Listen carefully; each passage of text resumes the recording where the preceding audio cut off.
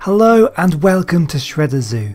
Today we're taking a look at one of the tallest penguins ever known, the Kairuku. The Kairuku lived around 27 to 25 million years ago in what is now New Zealand. At this time most of New Zealand was underwater and the land existed as a collection of small islands. This kind of habitat was ideal for nesting penguins and provided a rich supply of food and protection from larger predators.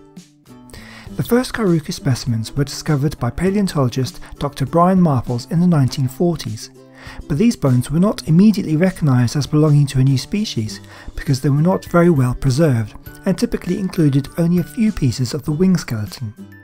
It wasn't until 1977 that paleontologist Ewan Fordyce discovered more complete remains. Over the next 35 years, more specimens were discovered, with the most recent in 2011. 3 skeletons that were discovered are amongst the most complete fossil penguins ever found and have allowed scientists to create more accurate reconstruction than ever before. The Kairuku would have looked different from any of today's living species. It had a much more slender body than modern penguins, with a long beak and long narrow wings that had a little more flex than modern penguins.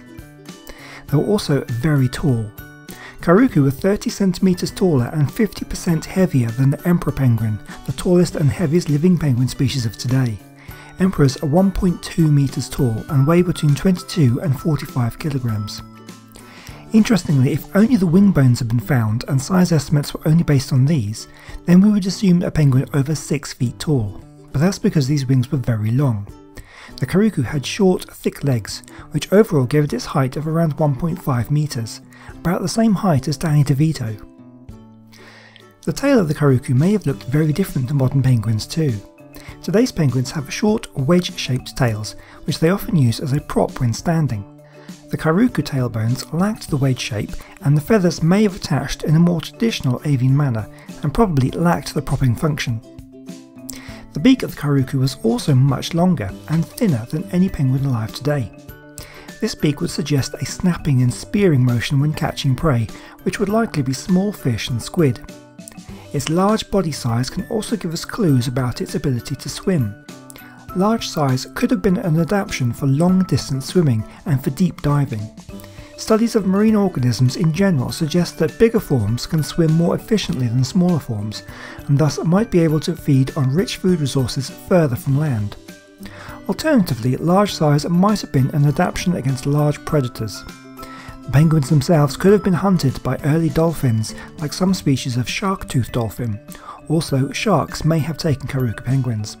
Seals and sea lions are unlikely predators or competitors, for at the time of the Kairuku there were probably no such animals around New Zealand. But another incredible fact about the prehistoric New Zealand area was its diversity of penguin species that lived alongside each other.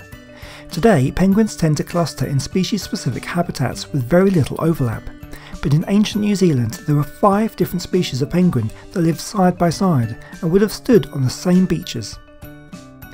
One final fact to finish off this week's video: the name Kairuku translates as a diver who returns with food in the native Maori language. Well, that's all I have for you this week, and as always I hope you've enjoyed the video and you've learned something new. If you did, please let me know by leaving a like and a comment down below, and I hope to see you next time here at Shredder Zoo. Goodbye.